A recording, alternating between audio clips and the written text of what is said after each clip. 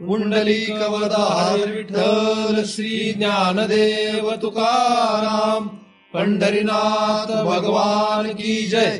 माऊली ज्ञानेश्वर महाराज की जय। जगद्गुरु तुकाराम महाराज की जय। सद्गुरुनाथ भगवान की जय। हरि ओम तत्सत।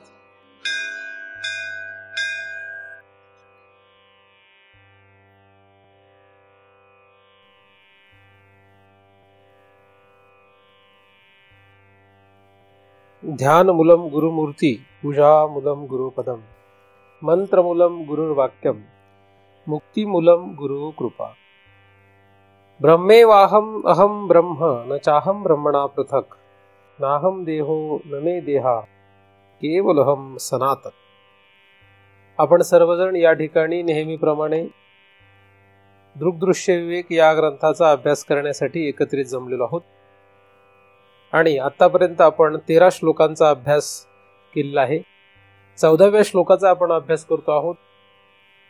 सृष्टीर्नाम ब्रह्मरूपे सचिदानंद वस्तुनी अब्धो फेनादिवत सर्व नाम रूप प्रसारणा, असा हा 14व्या क्रमांकाचा श्लोक आहे। या ग्रंथाचा हेतू हृदयातील सर्व संशय दूर करणे असा आहे। आपल्याला काहीतरी संशय आहेच असं साधारणपणे माणसांना लक्षात येत नाही। आपल्याला कुठलाही संशय नाही असंच प्रत्येकाला वाटतं, विश्वास आहे, प्रत्येकाची अशी समज आहे। ही समज चूक का बरोबर हे मात्र कोणालाही कळत नाही। परमार्थ म्हणजे फक्त समज काढणे आहे, परमार्थामध्ये दुसरं काही करणे नाही। परमार्थामध्ये आपण जे काही समजत चाललो हे फक्त शोधणं आहे की समजतो ते बरोबर की चूक, यालाच परमार्थ असे म्हणतात। व्यवहारामध्ये जास्तीत जास्त माणसं असल्यामुळे जास्तीत जास्त माणसांची ताकद व्यावहारिक दृष्टीनेच असणार आहे, यात काही नवल नाही। व्यवहार म्हणजे साधं गणित आहे। व्यवहार म्हणजे अन्न धन आणि मान यांच्या पाठीमागे रात्रंदिवस धावपळ करत राहणे आणि या 3 पासून जे काही भोग मिळतील या भोगांमध्ये रममाण होणे याला म्हणतात संसार, यालाच व्यवहार असं म्हणतात। याच्या पलीकडे व्यवहार काही नाहीये। चिंतन किती ऐकलं तरी सुद्धा साधारण मूर्ख मनुष्य फक्त याच गोष्टींमध्ये रममाण होतो, त्याला यामध्येच आवड वाटते आणि तो रात्रंदिवस याच प्रयत्नामध्ये राहतो की अन्न धन आणि मान कसे कमवावेत किंवा ते जास्तीत जास्त कसे कमवावेत। सिद्धांत काही असला किंवा साधू संत काही जरी म्हणत असले तरी सुद्धा माणसं मात्र काही ऐकत नाही। साधू संतांनी सांगितलेले निर्गुण निराकार निष्प्रपंच निष्कलंक ब्रह्म आहे किंवा स्वर्ग आहे, अमका आहे, तमका आहे, हे जे चांगलं वाटतं ऐकायला त्याबद्दल माणसांना, आस्तिक माणसांना विश्वास आहे। परंतु परमार्थ प्राप्त करण्यासाठी, परमार्थात गती होण्यासाठी जे काही करणं अपेक्षित आहे त्या करण्यामध्ये माणसांना रस दिसत नाही। त्याच्या विरुद्ध व्यवहारामध्ये रममाण होण्यामध्ये अशा साधकांना रस दिसतो, हे फारच नवल आहे। यामागे खरं तर नवल म्हणता येणार नाही, कारण मायेचा तो परिणाम आहे। माया जी आहे ही 2 भागामध्ये विभागली गेलेली आहे, एक आवरण आणि एक विक्षेप। त्यातील विक्षेप या शक्तीचा आपण विचार करतो आहोत। विक्षेप ही शक्ती पूर्ण संसाराला निर्माण करते। संसार हा संपूर्ण किती मोठा आहे याचा आपण विचार केलेला आहे, त्यालाच दुसरा शब्द सृष्टी असा आहे। ही सृष्टी जी आहे ही सृष्टी नाम या 2 भागामध्ये विभागलेली आहे। सृष्टीमध्ये सर्वत्र 2च गोष्टी आहेत, एक आहे नाम, दुसरा आहे रूप। पण खरं तर सृष्टी ही ब्रह्मरूप आहे असंही या ठिकाणी आपण पाहिलेलं आहे। ब्रह्मरूप असलेली सृष्टी मग नामरूपाने प्रगट का होते असा प्रश्न आहे। तर त्यासाठी आपण मागे दृष्टांत पाहिलेला आहे की समुद्र सर्वत्र पाणीच असतं, परंतु याच समुद्रापासून जसा फेस तयार होतो त्याचप्रमाणे ब्रह्मावर जगत किंवा सृष्टी ही फेसाप्रमाणे नामरूपात्मक भासलेली आहे, असा आपण मागे विचार करत आलेलो आहोत। दुसऱ्या चरणाचा आपण अभ्यास करत होतो। अब्धो फेनादिवत सर्व नामरूप प्रसारणा, सर्वत्र नामरूपानेच ब्रह्म प्रसार पावलेला आहे। आता नामरूपाने प्रसार पावल्यानंतर नाम आणि रूप हे ब्रह्माचे आहेत का मायेचे आहेत, हा मोठा प्रश्न आहे। याचं उत्तरही पुढे एक अभ्यासामध्ये येणारच आहे. परंतु तरी सुद्धा या ठिकाणी सुद्धा ज्या अर्थी दोन शब्द आलेत, एक म्हणजे सच्चिदानंद ब्रह्म आणि दुसरं म्हणजे नामरूप, म्हणून याचा आपण इथे विचार करतो. सच्चिद आणि आनंद ही भगवंताची स्वरूप लक्षण आहे. सतरूपता, चिद्रूपता, आनंदरूपता ही प्राप्त जर करायची असेल तर आपल्याला त्याच्या विरुद्ध असलेले धर्म जे आहेत ते सोडावे लागतात. समुद्राचं पाणी जर हवं असेल तर त्या फेसाला सोडावंच लागतं. जो फेसाला धरून बसतो त्याला समुद्राचं पाणी भेटत नाही. फेसामध्ये तहान भागेल अशी चुकीची कल्पना करून जर कोणी फेसच पीत बसला तर त्याला काही साध्य होणार नाही. तर नामरूपाला कवटाळून जो कोणी बसेल त्याला खरं तर काहीही प्राप्त होणार नाही. पण नामरूप हे इथे या ठिकाणी शास्त्रामध्ये म्हणायला ऐकायला बरं आहे, पण नामरूप म्हणजे काय आहे याचा आपल्याला विचार करायचा आहे. की ज्याच्या सेवनाने किंवा ज्याच्या प्राप्तीने आपल्याला सच्चित आणि आनंद रूप असलेलं जे भगवंताचं स्वरूप आहे ते लक्षात येत नाही किंवा ते प्राप्त होत नाही, तर त्या नाम आणि रूपाचा आपल्याला विचार करायचा आहे. नाम आणि रूप, रूप कुठपासून कुठपर्यंत असतं. पहिल्यांदा सगळ्यात भाग जो सुरुवातीचा भाग जो आहे तो आहे स्थूल रूप. जास्तीत जास्त माणसं जी आहे ती खरं तर स्थूल रूप या विषयामध्येच अडकलेली आहे. कारण आपल्याला काय दिसतं, आपल्या समोर काय आहे याचा आपण जर विचार करू लागलो तर आपल्या समोर जेवढे काही स्थूल पदार्थ आहेत हे स्थूल पदार्थ आपण प्राप्त करण्याच्या पाठीमागे धावत आहे. त्यातल्या त्यात जे प्रिय वाटतात त्यांच्या पाठीमागे धावतो आहे. प्रिय स्थूल पदार्थांच्या पाठीमागे धावणं आणि म्हणजे त्याला प्रेयस असं म्हणतात. आणि श्रेयस असा एक दुसरा भाग आहे. तो जे श्रेय रूप पदार्थ असतो तो काय आहे हे मात्र त्यामुळे लक्षात येत नाही. जगामध्ये स्थूल पदार्थ किती आहेत असं जर आपण मोजू लागलो तर कोणालाही मोजता येणार नाही. स्थूल पदार्थ हे पंचीकृत पंचमहाभूतापासून बनतात. पंचीकृत पंचमहाभूतापासून बनलेले जगातले असंख्य पदार्थ, या सगळ्या पदार्थांच्या पाठीमागे आपण धावूच शकत नाही. मग आपण किती कुठल्या पदार्थांच्या पाठीमागे धावतो? आपण ज्या पदार्थांच्या पाठीमागे धावतो ते पदार्थ फारच थोडे आहेत. जगाची गणती जर आपण केली, स्थूल पदार्थांची जर आपण गणती केली तर आपल्याला असं लक्षात येईल की आपण कधीही ते मोजू शकणार नाही. परंतु आपण जी धावपळ करतोय ती कुठल्या पदार्थांच्या पाठीमागे करतोय ते फारच कमी आहे. अधिक आपण ज्या पदार्थांच्या पाठीमागे धावतो त्या पदार्थांच्या पाठीमागे कायमच धावत नाही. त्या पदार्थांच्या पाठीमागे आपण थोडाच काळ धावतो. लहानपणी वेगळ्या पदार्थांच्या पाठीमागे धावतो, मोठ्यापणी म्हणजे तरुणपणी आपण वेगळ्या पदार्थांच्या पाठीमागे धावतो आणि वृद्धपणी आपण वेगळ्या पदार्थांच्या पाठीमागे धावतो. तिन्ही काळामध्ये आपण वेगळ्या पदार्थांच्या पाठीमागे धावतो. लहानपणीचे पदार्थ तरुणपणात राहत नाहीत आणि तरुणपणाचे पदार्थ म्हातारपणामध्ये राहत नाहीत. अशी ही जगाची, सृष्टीची स्थूल प्रपंचाची रीत.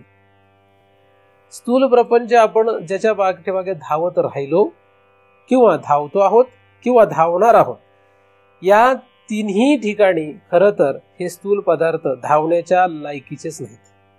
पण आपण धावतो.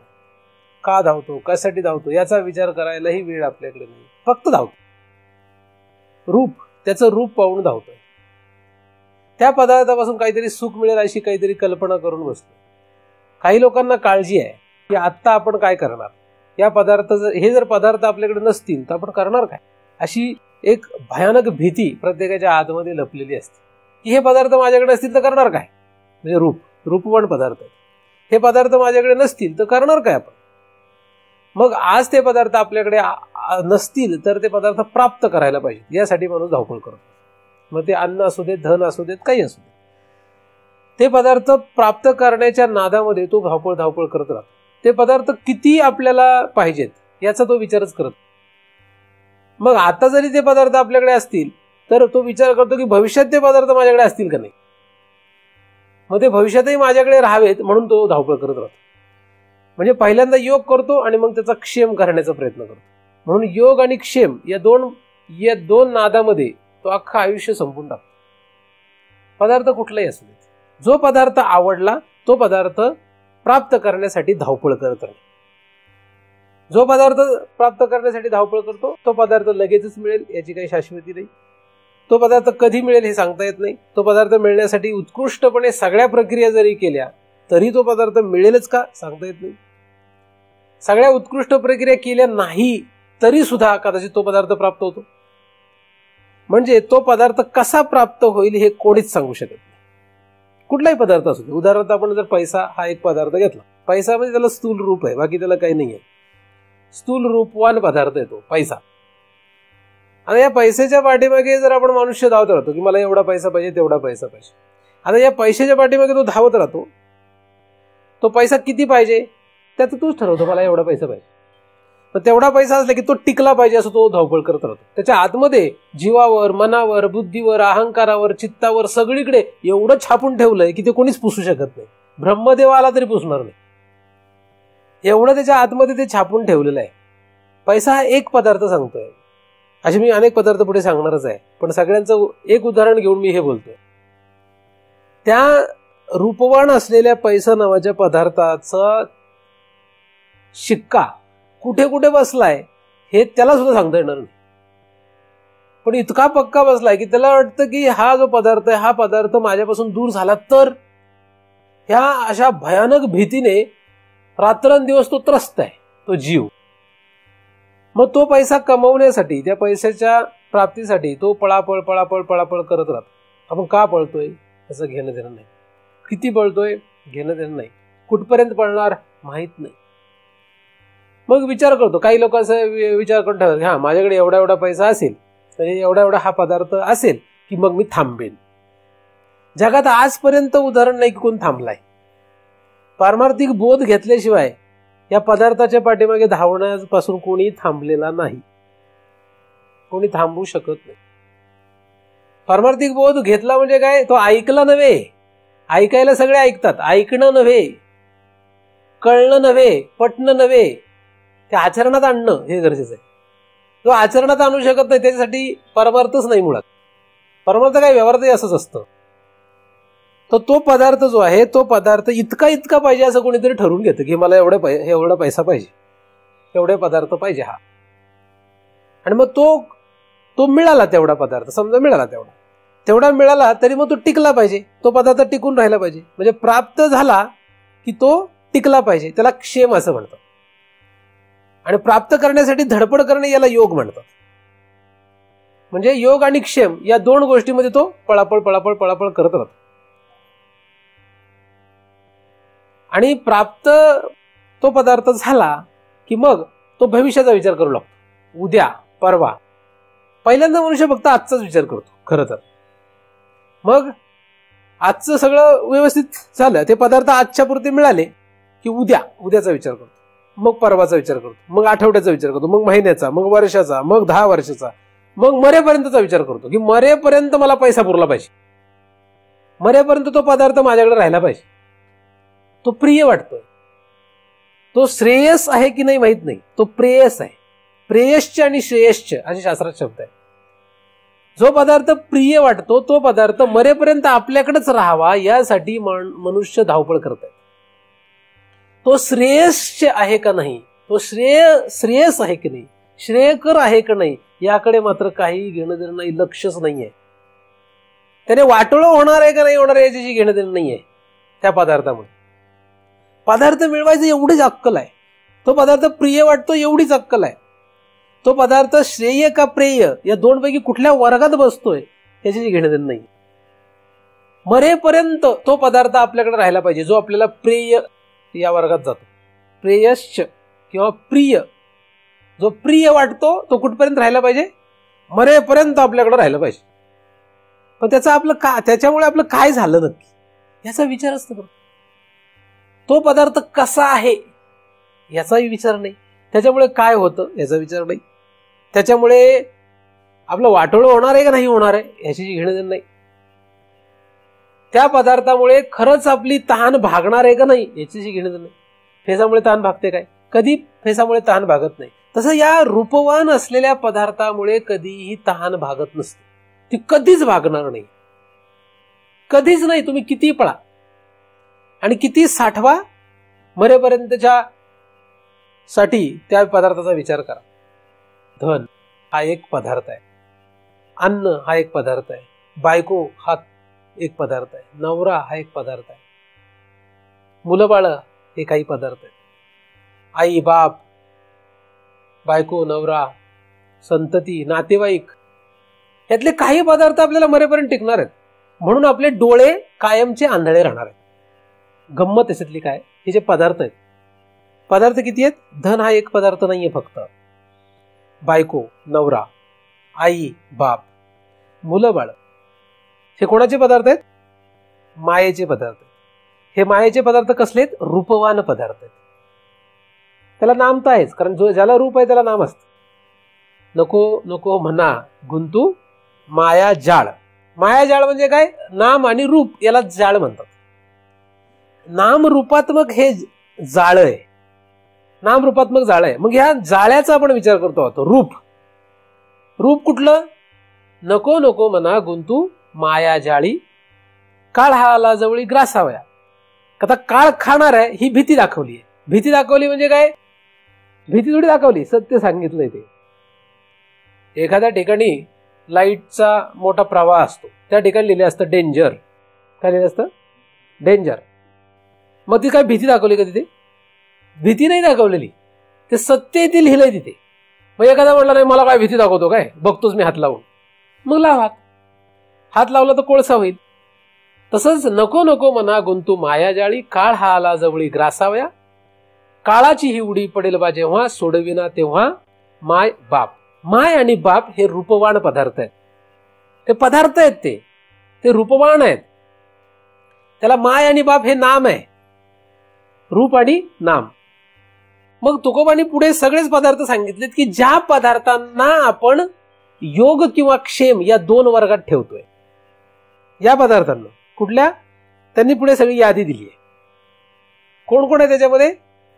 सोडविना बंधू, पाठीची बहीण, शेजेची कामीन, दूर राही. म्हणजे बंधू, बहीण, बायको किंवा नवरा, सोडविना राजा, देशीचा चौधरी आणि सोयरी भली भली. हे सगळे आले. एवढेच पदार्थ आहेत आपले, बाकी काही पदार्थच नाही. आपल्याला बाकी कुठल्या पदार्थाने कवटाळलेलं नाही किंवा आपण त्यांना कवटाळलेलं नाही. आपल्या आतमध्ये बाकीच्यांविषयी कुठलाही छाप नाही. असला तरी तात्पुरता आहे. पाण्यावर ओढलेल्या रेघोट्यांसारखा तो पुसून जातो. बराक ओबामाचा आपण विचार करू लागलो तर कसा आहे विचार? तो समुद्राच्या काठाला वाळूवर काढलेल्या चित्रासारखा आहे. बराक ओबामाचा विचार करणं आपण, कारण तो काळाच्या ओघात संपून जातो. अटल बिहारी वाजपेयी आपण विचार केला सोडून दिला, संपले गेले, काही माहित नाही. पण हे पदार्थ जे आहेत, म्हणजे अटल बिहारी वाजपेयी नावाचा पदार्थ आहे, त्याच्याविषयी आपल्याला काही घेणं देणं नाही. गेला तो काळाच्या ओघात. आता फक्त नाम फक्त थोडंफार लक्षात असेल, कदाचित ते पण राहणार नाही काही काळाने. असे किती आले आणि किती गेले माहितच नाही. मग आपल्याला कोणी अडकवलं? यांनी थोडीच अडकवलं आपल्याला. आपल्याला अटल बिहारी वाजपेयी किंवा बराक ओबामाने अडकवलेलं नाही. आपण त्यांच्यामुळे गुंतलेलो नाही. ते आपल्यासाठी फेस खरं तर नाहीत. आपल्यासाठी फेस काय? ज्याच्यामुळे तहान भागत नाही असा फेस पदार्थ असतो. मग हा जो फेस पदार्थ इथे नामरूप या शब्दाने व्यक्त केलेला आहे. पण हे नामरूप इथे या ठिकाणी नुसतं बोलण्यापुरतं नसून याचा सखोल विचार करणं गरजेचं आहे की रूप म्हणजे काय. ज्या रूपने आपल्याला अडकवलंय त्या रूपचा विचार करायला पाहिजे. आपल्याला अडकवलेलं एवढंच रूप आहे. ही जी माणसं सांगितली, ही जे पदार्थ सांगितले, याच्याबरोबर अन्न आणि धन हे पण घेतात. कारण धन, दारा, पुत्र, जन, बंधू, सोयरे, पिशुन हे सगळे त्याच्यामध्ये येतात. म्हणजे हे सगळे जे पदार्थ आहेत हे पदार्थ खरं तर रूपवान आहेत, त्याला नाम पण आहे. आणि या पदार्थांचा विचार आपण करत राहतो. हे सगळेच पदार्थ आपल्याला प्राप्त करत बसावं लागत नाही. आईबाप प्राप्त करावे लागतात काय? ते फुकटच मिळतात आपल्याला. आईबाप प्राप्त नाही करावं लागत. बरं, आईबापांना सोडावं लागतं काय? सुटतात आपोमत. ते मरेपर्यंत टिकत नाहीत आईबाप. आपण आपलं मरण येईपर्यंत आईबाप टिकत नाही. म्हणून हे पदार्थ जरा बरे आहेत. कसे आहेत? बरे आहेत. आईबाप हा पदार्थ कसा आहे? बरा आहे. जास्त काळ टिकत नाही. पण काही काहींचा बराच काळ टिकतो. फार म्हातारा होईपर्यंत काही काहींचा आईबाप हे पदार्थ टिकतात. म्हणजे रूप जरी गेले तरी नाम राहतं. नाम घर करून बसतं आतमध्ये. बायको किंवा नवरा. आता हे जे पदार्थ आहेत हे कुठपर्यंत टिकतात? हे शेवटपर्यंत टिकायत असं वाटतं. कुठपर्यंत टिकले पाहिजेत? बायको किंवा नवरा कुठपर्यंत टिकले पाहिजेत? आता तुम्ही जर घरी जाऊन सांगितलं की महाराजांनी आम्हाला असं सांगितलं, हे शेवटपर्यंत टिकण्याची अपेक्षा करू नका, तर घरचे तुम्हाला एकतर मारतील किंवा म्हणतील पुन्हा महाराजाकडे जाऊ नका. माझ्याकडे तुम्ही आले काही नाही ऐकले त्याचा काही विशेष नाहीये. तुम्ही माझ्याकडे यावं यासाठी मी तुम्हाला सांगत नाहीये. तुम्ही माझ्याकडे येऊन गर्दी करावी यासाठी मी अजिबातच सांगत नाही. जे शास्त्रात आहे, जे साधू संतांनी सांगितलेले ते फक्त मी सांगतोय. ते पटण्यासाठी मी सांगतच नाहीये. मुळात मला काय तुम्हाला पटावं म्हणून हे सांगायचंय काय? त्यासाठी मी सांगत नाही. जे आहे ते सांगतोय. काय करायचा तुमचा वैयक्तिक प्रश्न आहे, माझा नाही. पण हे नक्की लक्षात ठेवा की प्रिय वस्तू जी आहे, बायको जर प्रिय वाटते, नवरा जर प्रिय वाटतो, आई जर प्रिय वाटते, बाप जर प्रिय वाटतो, सोयरा जर प्रिय वाटतो, गोतावळा, हे जर प्रिय वाटत असेल तर ते प्रिय असलेले पदार्थ, सगळेच पदार्थ तुमच्या मरण्यापर्यंत राहणार नाहीत. काही जाणार आहेत, त्याच्याबद्दल प्रश्न येत नाही. जे पदार्थ जातील त्याबद्दल काही प्रश्न येणार नाही. पण जे पदार्थ तुम्हाला मरेपर्यंत जाणार नाहीत, ते पदार्थ तुम्हाला सारखं सारखं त्या रूपामध्ये गुंतून ठेवणार आहेत. गुंतून ठेवणार तुम्हाला त्याच्यामध्ये. त्याचा एकतर योग करत राहावं लागेल, नाही तर क्षेम करत राहावं लागेल. आपण एखाद्या नातेवाईकाला विसरा फक्त, तरच तुम्हाला आठवण करून देईल की मी आहे बरं का, तुम्ही आले नाहीत बरेच दिवस, आम्ही येऊ का? मग आलोच, येतातच. आपल्याला आठवण करून देतात. ते प्रियत्व, आपलं प्रियत्व ते टिकून ठेवण्याचा प्रयत्न करतात. श्रेयत्व टिकवण्याचा किंवा निर्माण करण्याचा प्रयत्नही करत नाहीत. श्रेयस्कर काय आहे याचा त्यांना गंध नाही आणि आपल्याला ते गंध निर्माण करून देणार नाही. शास्त्रामध्ये 2 शब्द आहेत, श्रेयस आणि प्रेयस. 2 शब्द आहेत. प्रिय एक पदार्थ असतो प्रिय, आणि एक पदार्थ असतो श्रेय. श्रेय म्हणजे ज्याने भलं होतं, आणि प्रिय म्हणजे ज्याने भलं होत नाही, तो प्रिय वाटत असतो, फक्त गुंतून ठेवतो. त्याला म्हणतात प्रेयश्च. श्रेयश्च आणि प्रेयश्च. भलं श्रेयश्च मध्ये असतं, प्रेयश्च मध्ये नसतं, असा शास्त्र सिद्धांत आहे. मूर्ख माणसांचा सिद्धांत आहे प्रेयश्च मध्ये भलं आहे, आणि प्रेयश्च काय वाटतंय? हे एवढे पदार्थ, धन, आई बाप, बायको नवरा, मुलं बाळ, संतती म्हणजे नातेवाईक, राजा, अमका तमका, गाव, हा देश तो देश, हा काळ तो काळ, हे सगळे पदार्थ. हा काळ तो काळ, भूतकाळात, काही लोक भूतकाळातच गुंतून राहतात, काही लोक भविष्यकाळात गुंतून राहतात, काही भविष्यकाळात गुंततात, काही भूतकाळात गुंततात, काही वर्तमान काळात गुंततात. तिन्ही काळात गुंततात आणि तिन्ही काळाच्या पलीकडे जाण्याचा आपला विचार आहे. जाता येतं का ना? जाता येतं. तुम्ही हे सोडायची तयारी पाहिजे. कालातीत होणं ही तयारी पाहिजे, याची इच्छा पाहिजे. इच्छा असेल तर होतं. भलं कशात आहे? यांच्यामध्ये भलं नाही. हे प्रिय पदार्थ आहेत. जे पदार्थ प्रिय असतात त्याला शास्त्र कधीही मान्यता देत नाही. तुकोबाने सांगितलंय हा मायाजाळाचा प्रकार आहे. हे काय? मायाजाळ. तुकोबाचं ऐकायचं का, यांचं कोणाचं ऐकायचं, हा फक्त आपला स्वतःचा खरं तर प्रश्न आहे. ऐकायचं कोणाचा आपला प्रश्न आहे. महाराजांचा ऐकू नका. कोणाचं ऐका? तुकोबाचं ऐका. एखाद्याला तुकोबाचं नाही ऐकायचं, ज्ञानदेवाचं ऐका. माता पिता बंधू बहिणी कोणी न पावती निर्वाणी, इष्ट मित्र सज्जन सखे ही तर सुखाची मांडणी, एकलाच मी दुःख भोगी कुंभ पाक जाचणी, तेथे कोणी न सोडवी ती एका सद्गुरु वाचुनी. या अभंगाची सुरुवात अशी आहे, पूर्वजन्मी मी पाप केले ते बहुत विस्तार. कसे विस्तारलं? कसं विस्तारलं? कसं? यांच्यामध्ये रममाण राहिलो, यानेच विस्तारलं पाप. डोळे आंधळे का झाले? हे रजगुण म्हणतात. ज्ञानदेवांनी रजगुणाचं वर्णन करताना सांगितलेलं आहे की बायको मुलं यांच्या नादामध्ये याचे डोळे फुटतात. रजगुणाचा प्रभाव, भरपूर संपत्ती किंवा चांगला नवरा, या सगळ्यामुळे रजगुण वाढतो आणि त्याने त्याचे डोळे फुटतात. त्याला कळत नाही काय चांगलं आहे काय वाईट. रजगुणाचा परिणाम आहे. हे सगळं जे आहे हे सगळं प्रिय या वर्गात जातं. पण हे सगळे पदार्थ जे आहेत हे सगळे रूपवान आहेत. याला नाम पण आहे. या पदार्थांची आवड आपल्याला जन्मल्यापासून मरेपर्यंत राहणार. ह्या सगळ्या पदार्थांमध्ये सगळेच पदार्थ कायम राहत नाहीत. काही पदार्थ आज संपतील, काही उद्या संपतील, काही आपण मेलो तरी संपणार नाहीयेत. आई वडील गेले प्रश्न नाही, बायको जाण्याची शक्यता कमी असते किंवा नवरा जाण्याची शक्यता कमी असते. पण आपलं लक चांगलं असलं तर नवरा मरतो. व्यवहारामध्ये खरं तर नवरा नसलं म्हणजे चांगली गोष्ट असते. का नसते? व्यवहारामध्ये नवरा नसेल तर त्या बाईचं जीणं फार अवघड आहे व्यवहारामध्ये. परमार्थामध्ये नवरा जर मेला तर चांगलं आहे, किंवा बायको मेली तर चांगलं आहे. बायको मेली, नवरा मेला, चांगलं झालं. खरं तर असा परमार्थामध्ये आहे. व्यवहारामध्ये तसं नाहीये. व्यवहारामध्ये उलट आहे. हा कटकटा ओकटे हे मृत्यूलोकीचे उफराटे.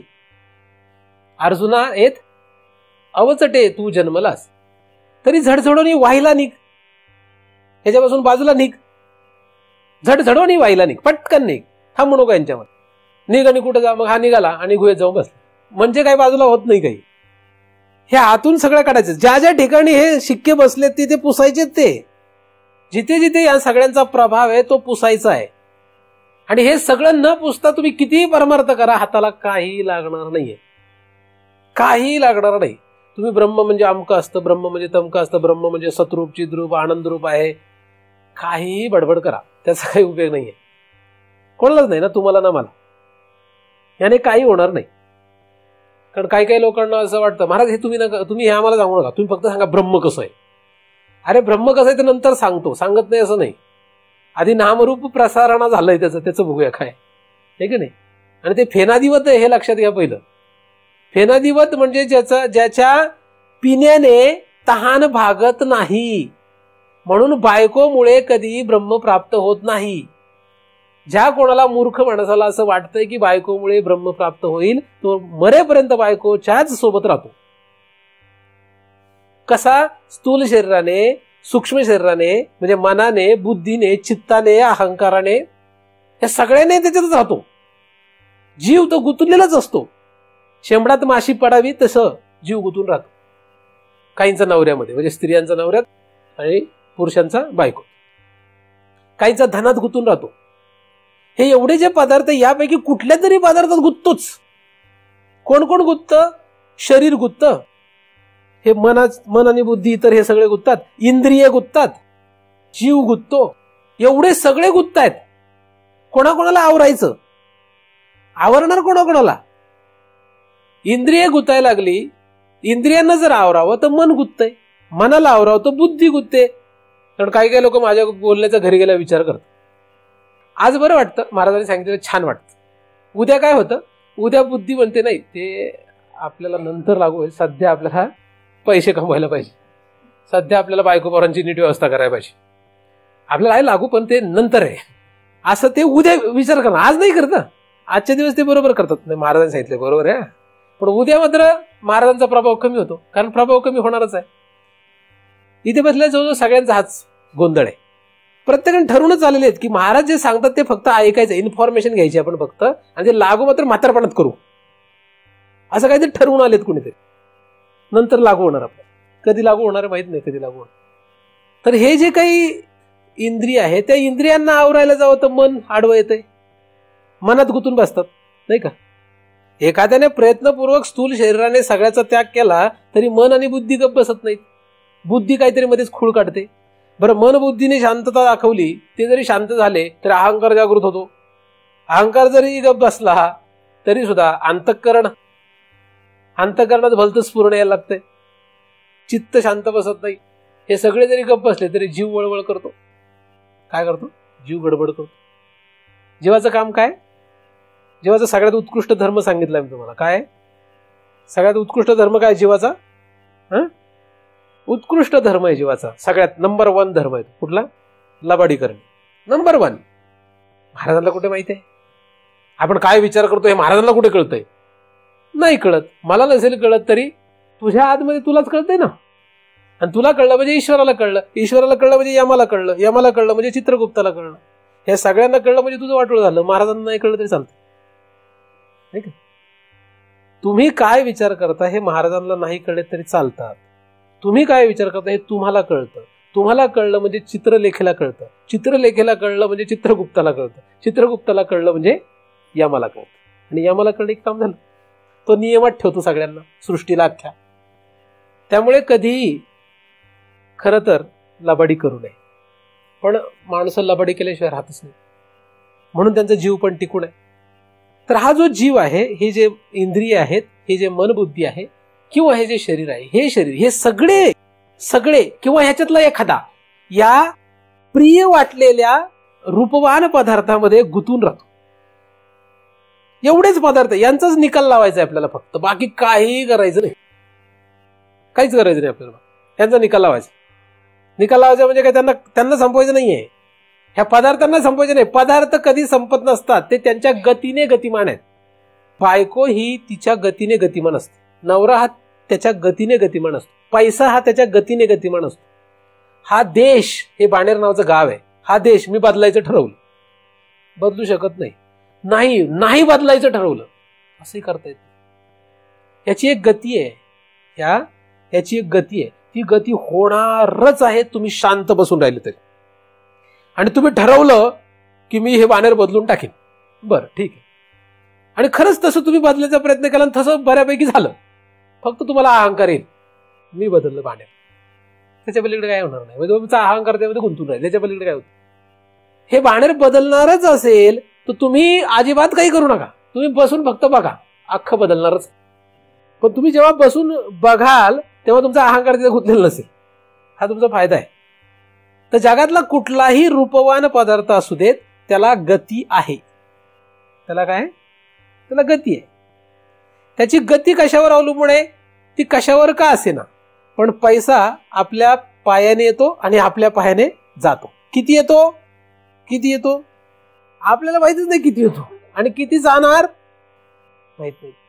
किती येतो किती जातो माहित, कसा येतो कसा जातो माहित. पैसाच नव्हे, आई बाप कसे आले, कुठून आले माहित नाही, कुठे जाणार आहेत माहित नाही. बायको, नवरा, नातेवाईक, कुठलाही पदार्थ, हे सगळे पदार्थ कसे आले, कुठून आले माहित नाही. कुठे जाणार हे माहित नाही, कसे जाणार माहित नाही, कधी जाणार माहित नाही, काहीच माहित नाही. आणि मरेपर्यंत यातले सगळे राहणार नाहीत हे मात्र माहित. सगळे राहणार नाहीत, जेवढे राहणार त्यांच्यामध्ये जर आपण या सगळ्यांना गुंतून बसलो तर आपला तोटा काय झालाय याचा विचार आपल्याला करायचा. हे असू देत, हे सगळे पदार्थ असू देत, ईश निर्मित सृष्टी बंधाला कारणच नसते. हे सगळे ईश निर्मित पदार्थ आहेत. पंचीकृत पंचमहाभूते, अपंचीकृत पंचमहाभूते, त्याच्यापासून बनलेला सगळा संसार म्हणजे सृष्टी ही खरं तर आपल्या बंधाला कारण नाहीये, आपल्याला त्याच्यामुळे बंध लागलेलं नाही. पण या दोन सृष्टीमध्ये म्हणजे सूक्ष्म आणि स्थूल सृष्टीमध्ये आपण हे मला प्रिय आहे असं समजतो आणि त्यासाठी धावपळ करतो किंवा ते टिकावं म्हणून प्रयत्न करतो, याच्यामध्ये बंध आहे. या जन्मामध्ये भीक लागली तरी चालेल, भिकारी म्हणून जगावं लागलं तरी चालेल, भिकारी, 1 रुपया नसला तरी चालेल आपल्याला. बायको असो अथवा नसो, नवरा असो अथवा नसो, नातेवाईक असो अथवा नसो. ज्ञानदेवांनी तर असं सांगितलं की शरीर असो अथवा नसो, शरीर पण रूपवान आहे ना. आता हे फार जरा अवघड गोष्ट आहे बरं, हे शरीरावर अजून मी आलो नाही. शरीर हे रूपवानच आहे. देह जावो अथवा राहो असं तुकोबाचा अभंग आहे. आणि ज्ञानदेवांची ओवी आहे की शरीर गेलं तरी हरकत नाही, सदाभ्यासे निरंतर चित्तासी परमपुरुषाची मोहर लावी, मग शरीर जावो अथवा राहो. आता त्याची मोहर लावणं फार लांबची गोष्ट आहे बरं का, कारण आपली मोहर कुठली आहे, चित्ताची परमपुरुषाची मोहर. आपल्या चित्तावर कशाची मोहर उमटली आहे, मग शिक्का कसला आहे आपल्या चित्तावर, या पदार्थांचा शिक्का उमटलेला आहे, नामरूपात्मक पदार्थ. परमपुरुष हा रूपवान नव्हे, तो अनाम आहे, अरूप आहे.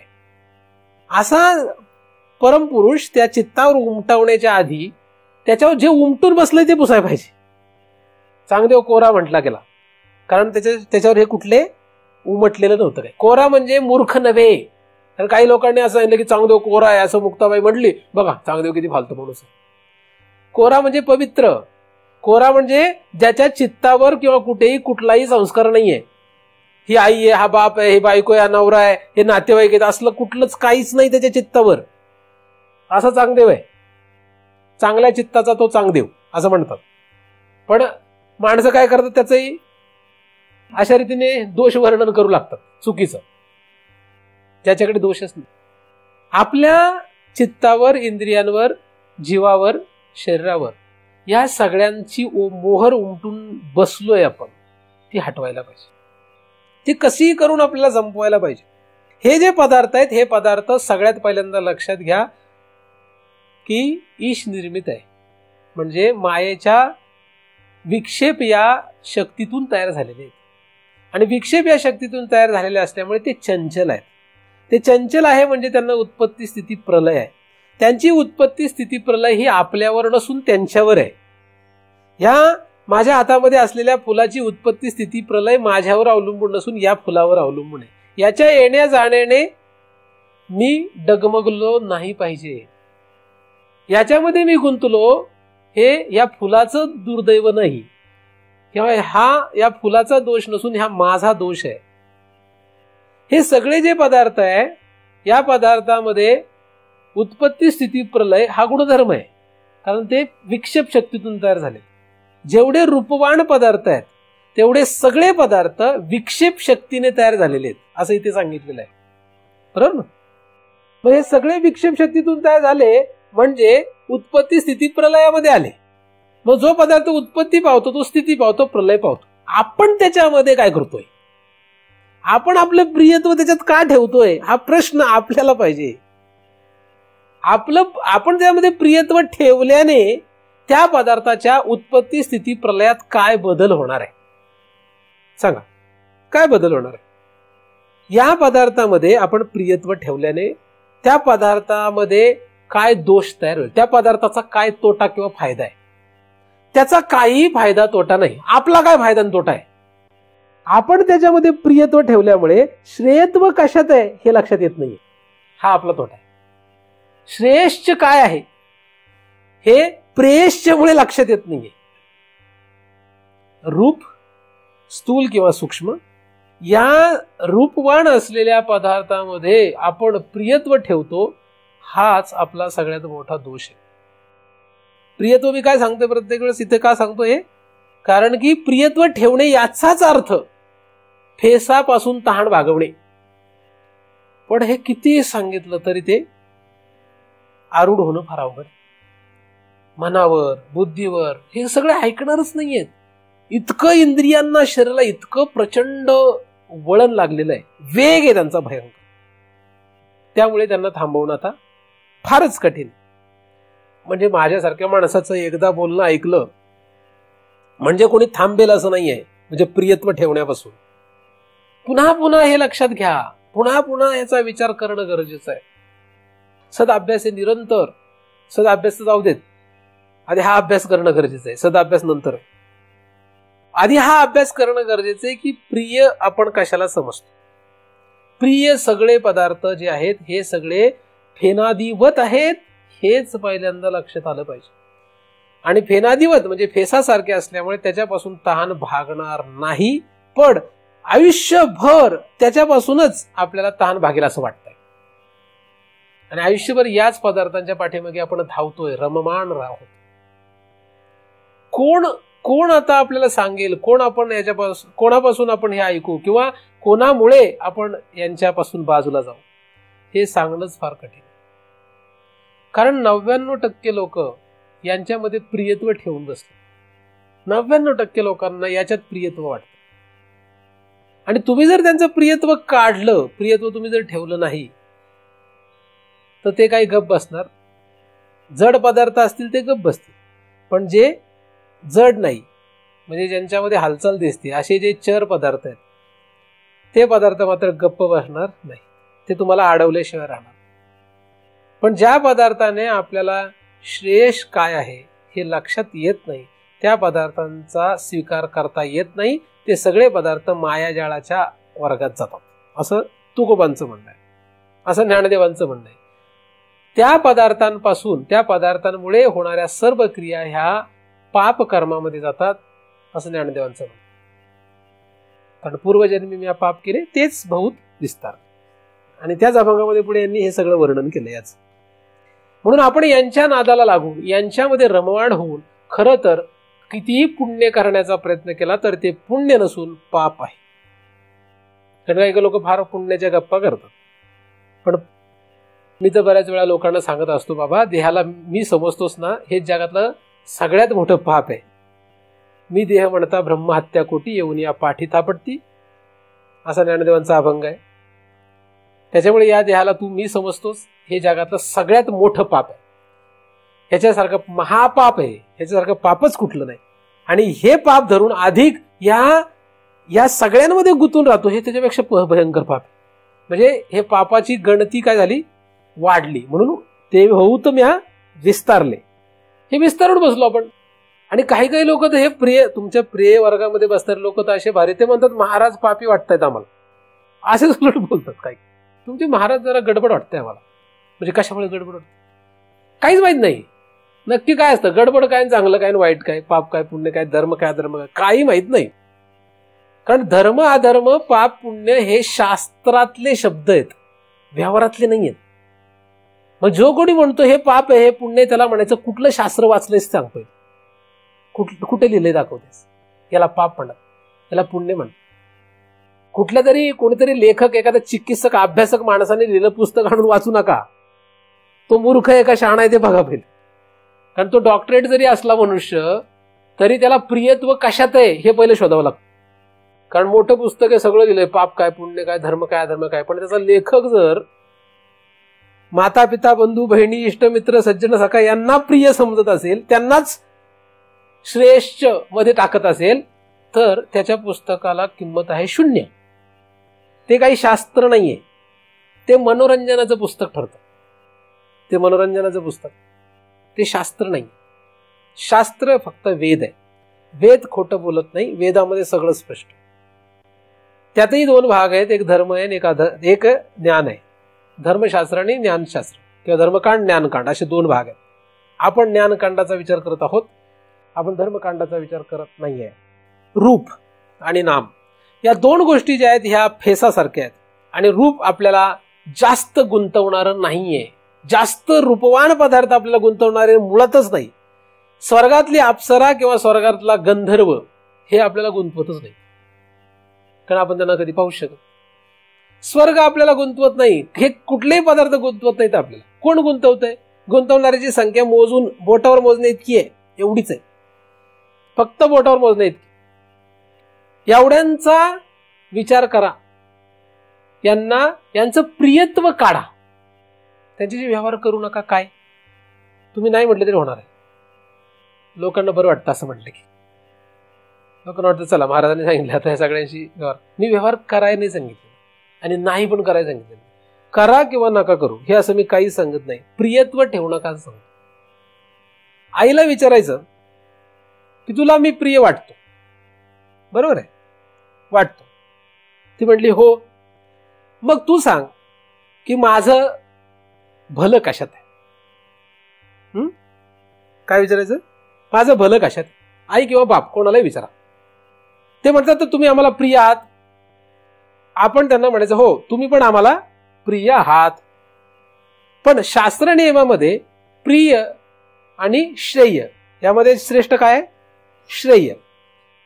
श्रेय हे श्रेष्ठ असतं. श्रेयत्व हा जो भाग आहे हा श्रेष्ठ आहे. म्हणून त्यांना सांगायचं की शास्त्रामध्ये असं सांगितलंय की त्याच पदार्थाशी प्रियत्व ठेवावं जो पदार्थ आपल्याला श्रेयत्वाकडे घेऊन जातो. प्रियत्व कशावर असावं? असू देत प्रियत्व, मी कुठे पण नाही म्हणतोय. आपण प्रियत्व ठेवूया. आपल्याला प्रिय असू देत पदार्थ, रूपवान पदार्थ प्रिय पाहिजे, ठीक आहे असू देत. आता कुठला पाहिजे हे ठरवूया. अभ्यास केल्याप्रमाणे ते सगळे उपयोगाचे नाही ते ठरतच आहे. पण आता आपला हट्टच आहे नाही का? आपला हट्टच आहे की नको आई आणि बापा हे काही बोलू नका. आमच्या आई बापाला तुम्ही काय बोलले आम्हाला फार वाईट वाटतं. किंवा बायकोविषयी काय बोलू नका, आमच्या नवऱ्याविषयी काय बोलू नका, संततीविषयी काय बोलू नका, आमच्या पैशाविषयी काय बोलू नका, आमच्या वित्तविषयी काय बोलू नका, असं लोकांना वाटतं. तुम्ही सारखंच आमचं वित्त काढताय, त्यामुळे आमचं पित्त खवळत आहे. म्हणजे खवळत आहे, समोर नाही खवळत, नंतर खवळतं काय काय लोकांचं. आणि तुमचं नाही खवळत, तुमच्या सोबत असणाऱ्यांना जर तुम्ही सांगितलं तर नक्कीच खवळतं. मग त्यांना काय तुमच्या पैशाचं करायचंय? फकीर आहेत ना ते, त्यांना कशाला पाहिजे पैसा, असं व्यवहारामध्ये बोलतात. असू दे. आता हा जो प्रिय पदार्थ आहे हा प्रिय पदार्थ आपण ठरवूया. प्रिय कोणाला करावं? ज्याच्यापासून भलं होईल, ज्याच्यापासून आपलं वाटोळं होणार, तो पदार्थ प्रिय असावा का नसावा? तो पदार्थ कधी प्रिय नसावा. हे तर साधारण गणित आहे. बरं, चांगलं होणं किंवा वाईट होणं, वाटोळं किंवा भलं, हे किती काळासाठी असतं आपण ठरवूया. आता काळ ठरवूया. चांगलं झालं असं आपण म्हणतो. या माणसाचं काय झालं? चांगलं झालं. कधी म्हणतो? हे किती काळासाठी असावं? एका मुलाचं लग्न ठरलं, त्याला बायको मिळाली, अत्यंत रूपवान देखणी बायको मिळाली, आणि लग्नामध्ये सगळे नातेवाईक आले, सगळे मित्रपरिवार सगळे आले, आणि त्यांनी बघितलं की ही बायको त्याला मिळाली आणि सगळे खुश झाले. काय देखणी बायको मिळाली आहे, केवढी चांगली बायको मिळाली आहे, नाक डोळ्याने एकदम छान आहे, फार फार फार फार कौतुक. सगळे खुश झाले. सगळ्यांना काय वाटलं? प्रियत्वाचा भाव आला. सगळे खुश, आनंदित झाले, सुख वाटायला लागलं. नव्या नवरीचे 9 दिवस संपले आणि मग तिने गुण दाखवायला लागली, आणि मग हळूहळू हळूहळू काय झालं? जेवता येईल म्हणाला, दिसायलाच नुसती पाल आहे. आधीतला शब्द नाही सांगत, मी ऐकलेल्या गोष्टी सांगतोय. लग्नात तर वाटलं होतं फार चांगली आहे, पण ती सगळे गुण उधळायला लागली. किती काळ टिकलं हे प्रियत्व? आणि सगळ्या सासांची हीच प्रॉब्लेम बरं का. ती सगळ्या सासांना असंच वाटतं. कशी आहे ती जाऊ देत भाग, पण सगळ्या सासांना वाटतं ही गुणवानच आहे. तो गमतीचाच भाग आहे खरा. असू देत, कारण सासांना फार राग येतो माझा. नाही दाखवत नाहीत त्या, ते सुनेवर काढतात राग माझा. ते काय करतात? माझ्यावर राग काढत नाही, कारण माझ्यावर राग काढणार, महाराजांवर राग नाही काढतायत, मग सुनेवरच डबल राग काढतात. असू देत. तर प्रिय जो पदार्थ हा किती काळ राहतो याचा विचार आपण करतो. ती बायको जी आली त्या मुलाला, ती किती काळ प्रिय राहिली कोणालाही. पण ती फारच जर विचित्र असली तरी त्या नवऱ्याला तरी किती काळ प्रिय राहते? तो वैतागतोच. काही काही नवरे असे जे आहेत हे माझ्याशी बऱ्याच वेळा बोलतात, जे परमार्थ करणारे पण न करणारे पण मला भेटतात, बोलतात माझ्याशी. एकदम उद्वेग आले की मग बोलतात माझ्याशी, महाराज काय करू सांगा. म्हणजे चांगलं प्रियत्व राहावं यासाठी केलं, पण सगळी गडबड झाली. काही नाही, परत ऍडजस्ट करून घेतात. महाराजांना माहित असते 2 मिनिटाचा खेळ आहे हा, काही लगेच सोडून मनात जाणार नाहीये, चालतं, थोडा काळ ते होतं. तर प्रियत्व जे आहे हे कुठल्याही पदार्थापासून जे प्रियत्व मिळतं त्याला एक काळ असतो. सांगायचा मुद्दा काय? काळ असतो. कुठलाही पदार्थ प्रिय जो वाटतो तो काही काळापुरताच वाटतो. कुठल्याही पदार्थापासून जे आपल्याला प्रियत्व लक्षात येणार आहे हे कायमचं असेलच, याची काही शाश्वती नसते. मग तसंच आई बापाला आपण प्रश्न विचारावा की तुम्हाला मी प्रिय आहे का नाही? हो आहे. बरं, मला पण तुम्ही प्रिय आहे, पण तुम्हाला मी का प्रिय आहे हे मला माहित नाही, पण मला तुम्ही तेव्हाच प्रिय असाल जेव्हा तुम्ही माझं काहीतरी श्रेयत्व साध्य करा, किंवा तुम्ही मला काहीतरी श्रेयस्कर माझ्यासाठी काहीतरी करा. श्रेयस्कर करावं त्यांनी आपलं. मग त्यांनी विचारावं की आपलं श्रेयस्कर काय आहे, नाही का? आपल्याला आपलं भलं कशात आहे? मग आपलं भलं कशात आहे हे त्यांनी जर आपल्याला करून दिलं तर मी तर म्हणतो तुम्ही आयुष्यभर त्यांचे पाय धरून राहा. काय केलं तर? त्यांनी जर आपलं भलं केलं, भलं, आणि आपलं भलं व्हावं, कुठल्याही पदार्थ, ज्या पदार्थात आपण गुंतून आहोत त्या पदार्थाने आपलं भलं करावं असं वाटणं काही चुकीचं आहे? काही चुकीचं नाही. पण भलं या शब्दाची व्याख्या किती काळापुरतं भलं करावं? 9 दिवसासाठी? 9 दिवस फक्त भलं करावं का त्या स्त्रीने? आयुष्यभर त्या पोराचं भलं करावं का नाही? आयुष्यभर त्या मुलीने त्या सासूचं, सासऱ्याचं, त्या नवऱ्याचं, त्या घराचं भलं करावं आयुष्यभर. तर ती सून जी आहे ती काय झाली? श्रेयस. ती काय झाली? तिला श्रेयत्व आहे. नाहीतर ती फक्त प्रियत्व या वर्गातली आहे. ती काही काळापुरतीच प्रिय राहते नवऱ्याला सुद्धा, कधी राहते कधी नाही राहत. सासू सुद्धा कधी राहते कधी राहत नाही. म्हणजे तो खेळ काय? सुखदुःखाचा खेळ आहे. तो श्रेयस्कर खेळ नाही. हा आई बापाला जर आपण विचारलं की तुम्ही माझं भलं करा तर तुम्ही मला प्रिय आहात, तर पोराला कळलं पाहिजे, आपल्याला कळलं पाहिजे की आपलं भलं कशात आहे, आणि ते त्यांना सांगता आलं पाहिजे की माझं भलं कशात आहे, आपलं भलं कशात आहे. जिथपर्यंत आपलं भलं कशात आहे हे आपल्याला कळतच नाही तिथपर्यंत आंधळ्याचा खेळ आहे. भलं कशात आहे आपलं भलं आपल्याला कळत नाही, साधू संतांना कळतं. आपलं भलं मूर्ख माणसांना कळत नाही, साधू संतांना कळतं. शास्त्र आणि साधू संत यांना फक्त जीवाचं भलं कशामध्ये हे कळतं. तुमच्या शरीराचं भलं कशात आहे हे कदाचित तुम्हाला कळेल. शरीराचं भलं कशात कदाचित कळेल, म्हणजे तुमचं शरीर किती वेळा धुतलं पाहिजे, त्याला काय काय खायला घातलं पाहिजे, ह्या शरीराला काय काय करायला पाहिजे, एवढं भलं कदाचित तुम्हाला कळेल आणि या समाजाला पण कळेल. हा समाज म्हणजे एवढे लोक जे आपण जेवढे विचारात घेतले, यांना कळेल की तुमचं या शरीराचं भलं कशात आहे हे कळेल. ठीक आहे, मान्य आहे. त्याच्या आतमध्ये जे सूक्ष्म शरीर आहे, मन, तुमच्या मनाचं भलं कशात आहे हे कदाचित यांना कळणार नाही. शहाणे असतील तर कदाचित कळेल तुमचं मन आणि तुमची बुद्धी यांचं भलं कशात आहे. तुम्ही म्हणाला असं कसं? आईला आपल्या लेकराच्या बुद्धीचं भलं कशात हे कळतं का? कुठल्याही आईला किंवा कुठल्याही बापाला आपल्या लेकराच्या बुद्धीचं भलं कशात आहे हे कळतं का? तुम्हाला कळतंय? तुमच्या लेकराच्या बुद्धीचं भलं कशात आहे? बुद्धीचं भलं कशात असतं? बुद्धीचं भलं कशात आहे सांगता येईल? बुद्धीचं भलं त्याच्यामध्ये की त्या बुद्धीने सार काय आसार काय याचा विचार करता आला पाहिजे. चांगलं काय वाईट काय, भलं कशात असतं आणि तोटा कशात असतो.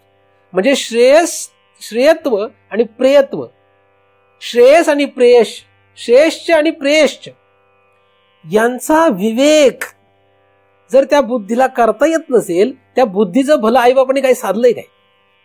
मी बऱ्याचशा मुलांना, बऱ्याचशा मुलींना, या सगळ्या लोकांना भेटतो, त्यांची जेव्हा बोलतो तेव्हा त्यांची बुद्धी जे बोलत असते ते म्हणतात आमच्या वडिलांनी आम्हाला असं सांगितलंय, आमच्या वडिलांनी आम्हाला तसं सांगितलंय, आमच्या आईने आम्हाला असं सांगितलंय, आमच्या आई बापाने तसं सांगितलंय, आमच्या आईने असं सांगितलं.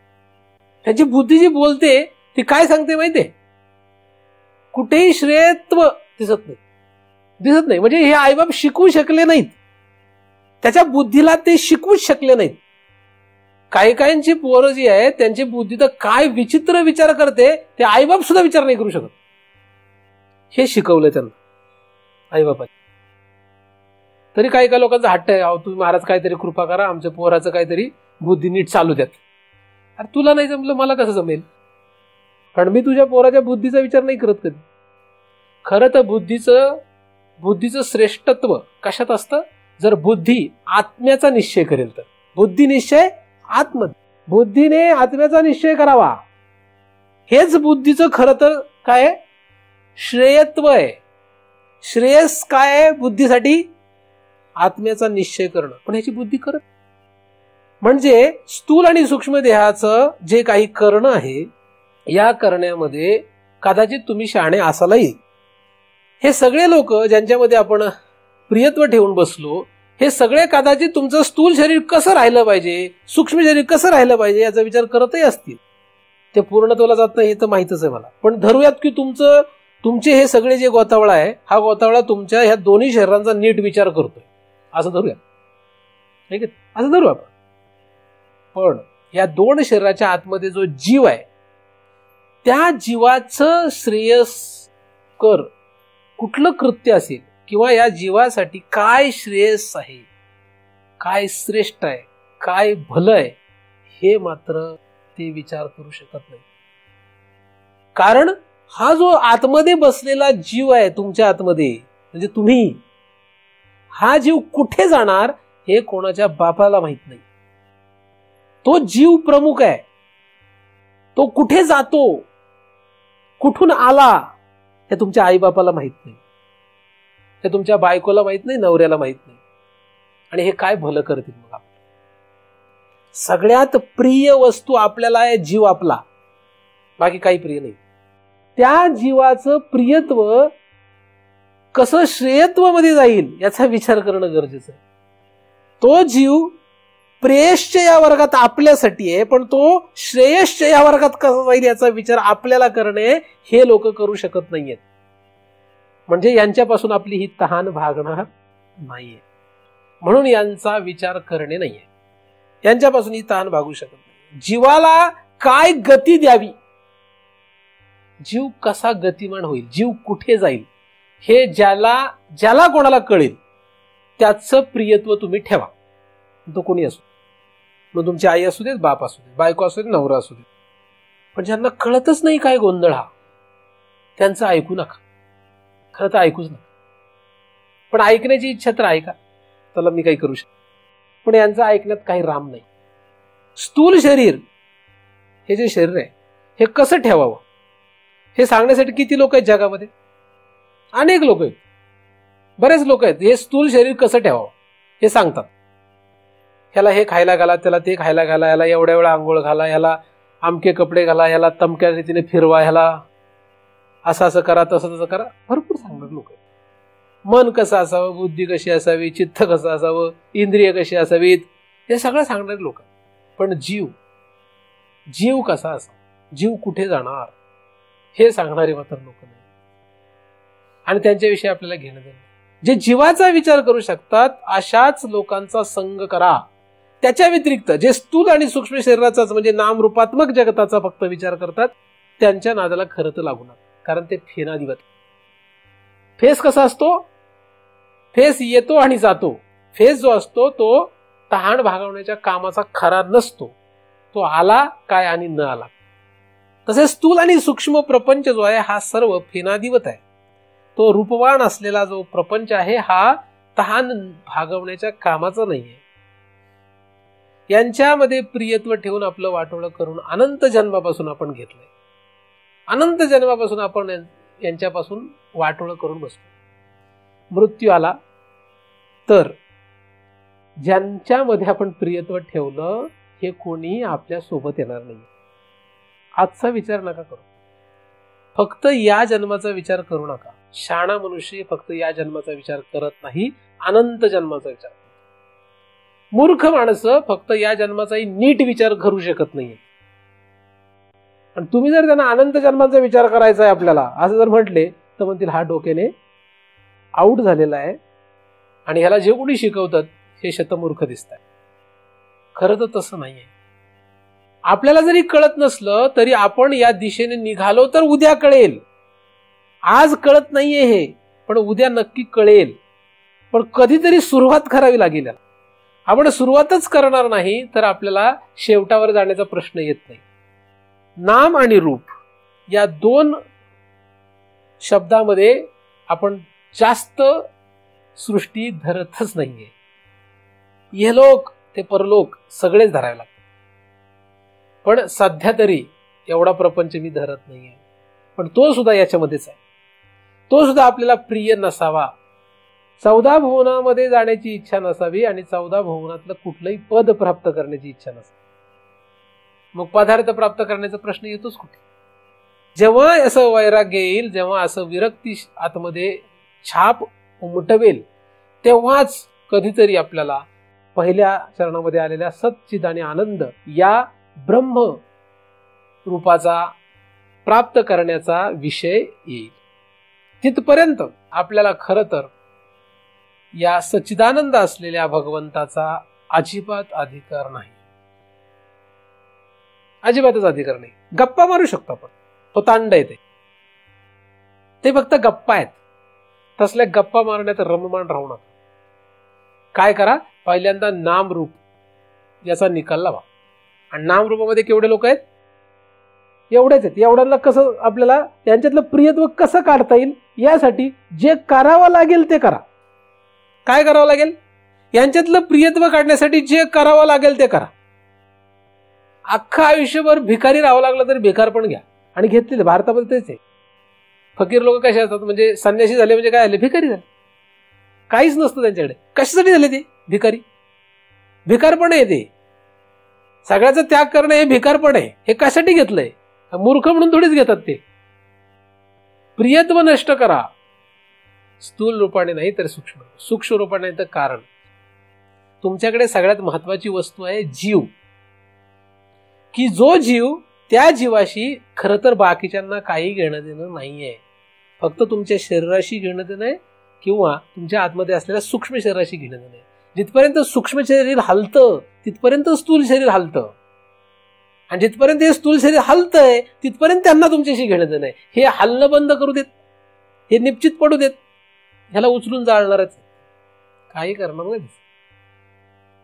मग त्याच्या आतमध्ये असलेला जीव तो गेला म्हणून फक्त रडतील. ते रडतायत त्याच्यासाठी नाही, तर हे हलायचं बंद झालं म्हणून रडत असतात नकळतपणे. कारण ह्याच्यापासून आता उपयोग राहिलेला नाही. एकदम कंगाल झालेला म्हातारा असेल, कंगाल म्हणजे पूर्ण जर्जर आणि फार इंद्रियांची वाट लागलेली असं जर म्हातारा असेल तर सगळे उरलेले म्हणतात लवकर जाऊ देत, कारण त्याचा काही उपयोग नाहीये. झाल्या हीन शक्ती नाके डोळे गळती, सांडून या पळती रांडा पोरे, कोणीच राहणार नाही. अरे ती स्थिती येण्याची वेळच बघता कशाला, आत्ताच सावध. ती स्थिती येण्याची वेळ बघणं हा मूर्खपणा आहे. 13व्या अध्यायात ज्ञानदेवाने सांगितलं की म्हातारपणाच्या वार्धक्याची सूचना जो लक्षात घेतो तो शहाणा आहे, ते तरुणपणातच लक्षात घेऊ लागतं. तयाची परी जरा न टेकता शरीरात तारुण्याची आभरा माझी देखील. आणि बाकीचे लोक तुम्हाला म्हणणार अरे अजून तरुण आहे ना तू. तरुण अवस्था म्हणजे ज्याच्यात तरुण जाता येतं. तरुण म्हणजे काय, तरुणोपाय ज्या अवस्थेत सापडतो त्याला तरुण अवस्था म्हणतात. ज्या अवस्थेत तरुणोपाय नाही अशी दोन अवस्था आहेत, बाल्य अवस्था आणि म्हातारी अवस्था. वृद्ध बद्धतेसाठी सर्वोत्कृष्ट अवस्था म्हणजे वृद्धावस्था आणि बाल्य अवस्था, आणि तरुण जाण्यासाठी सर्वोत्कृष्ट अवस्था म्हणजे तरुण अवस्था. पण माणसं विचित्र आहे. एखाद्याने तरुणपणात परमार्थ करायचा सुरुवात जरी विचार जरी केला तर बाकीचे त्याला म्हणतात, परमार्थ करणारे लोक पण म्हणतात अरे म्हातारपणासाठी विचार कर. आता कसला विचार कर, म्हातारपणासाठी कसला विचार कर, अन्न धन हे मिळेल का नाही, हे राहील का नाही याचा विचार कर, असे लोक शिकवतात. आपणही हो विचार करायला पाहिजे पुढचं. संन्याशी लोक जे असतात त्याला उद्या काय मिळणार आहे माहित नसतं. जो चिंतिना देह भरण, उद्याचं माहित नाही आपल्याला काही. तू म्हातारपणाचा विचार करतोस, अरे मृत्यू आला तर उद्या तू नाहीयेस. म्हातारपणाचा कुठला विचार करतोयस. म्हातारपण म्हणजे शरीराच्या म्हातारपणाचा विचार करतोय, जीवाचा विचार नाही करत. म्हातारपणाची विचार करणं, म्हातारपणाचे सगळ्या सुख सुविधा किंवा याचा विचार करणं म्हणजे शहाणा मनुष्य नसतो, मूर्ख मनुष्य असतो. अंगाला किडे लागले आणि रस्त्यावर पडून मरावं लागलं तरी चालेल, पण शरीरामध्ये असलेल्या जीवाचा विचार करा. याच्या आतमध्ये जो जीव आहे त्याचा विचार करा. त्या जीवाला काय प्रिय ठेवलं पाहिजे, काय श्रेय असायला पाहिजे, काय श्रेयस्त्व लक्षात घेतलं पाहिजे, काय श्रेयस लक्षात घेतलं पाहिजे, काय श्रेयकर आहे हे लक्षात घेतलं पाहिजे. नामरूपात्मक जगतामध्ये काही राम नाही. नामरूपात्मक जगतामध्ये फक्त फेस आहे. काय, फक्त फेस. हे शरीर म्हणजे काय, फेसासारखं आहे. हे शरीर काय, विक्षेप आहे. स्थूल आणि सूक्ष्म दोन्ही शरीर विक्षेप आहेत. ते चंचल आहेत, उत्पत्ती स्थिती प्रलय येतात जातात. त्याच्या आतमध्ये असलेल्या जीवाचा विचार करता आला पाहिजे, आणि त्याच्या आतमधल्या जीवाचा विचार तेव्हाच करता येणं शक्य आहे जेव्हा तुम्ही या दोन शरीरामध्ये असलेलं प्रियत्व सोडायची तयारी ठेवा, आपल्या पण दुसऱ्याच्या पण. जीवाच्या गतीचा विचार करा, शरीराच्या गतीचा नाही. कोणाच्या गतीचा विचार करावा, करायचंच झाला तर जीवाच्या गतीचा विचार करा. माणसं शरीराच्या गतीचा विचार करतात.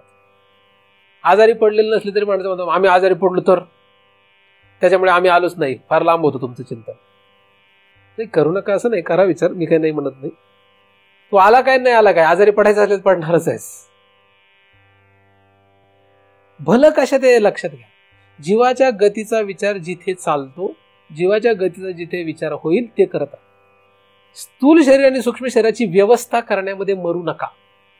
कशामध्ये मरायचं नाही. स्थूल शरीर आणि सूक्ष्म शरीर जास्त रूपवान आहेत ना, यांच्या व्यवस्थेचा विचार करण्यात लोक मस्त आहेत. आणि काहींना टेन्शन आहे, आमचं कसं व्हायचं, काय व्हायचं. तुमचं नाही, ते जीवाचं कसं व्हायचं याचा विचार करा. काहींना टेन्शन लागलं, रात्रंदिवस त्यांचं डोक्यामध्ये भोंगाच आहे. ते विचारच करतात आमचं कसं व्हायचं. म्हणजे कोणाचं कसं व्हायचं, स्थूल शरीर सूक्ष्म शरीर. त्याच्या पलीकडे कशाचा विचार करताय. मग परमार्थ कशाला करताय एवढ्या वर्ष. मग एवढा सगळा परमार्थ केला कुठे गेला. माझा प्रश्न आहे, तुम्ही केला होता का परमार्थ कधी, असा प्रश्न. त्यामुळे आपल्याला सिनियर बिनियर असं कोणी म्हणत नका. काही लोक माझ्या पाठीमागे जरा ज्युनियर लोकांना दम देतात. मी खूप वेळा सांगत असतो, हे आम्ही 25 वर्षापासून आहे, त्यांना माझ्याकडे आणा फक्त. मग तो 25 वर्षापासून एका 25 सेकंद पण इकडे आला नाही अजून, हे आपण सिद्ध करूया, आहे की नाही. जो मनुष्य म्हणजे जो जीव, जो साधक स्थूल आणि सूक्ष्म शरीराचा विचार करत राहील तो फेस पिण्याच्या प्रयत्नात, त्याला फेसामध्ये घेणे. ब्रह्म तर फार लांब आहे, मी तर अजून जीवाच सांगतोय विषय. ब्रह्म तर फार लांबची गोष्ट आहे. खरं तर जीव सुद्धा फेसच आहे. पण तिथे जायची विचार करू नका, नाहीतर लगेच लोक म्हणतात चला आपल्याला कळलं आता जीव पण फेस. काही कळलेलं नाही, आधी स्थूल सूक्ष्म शरीराचा विचार करता.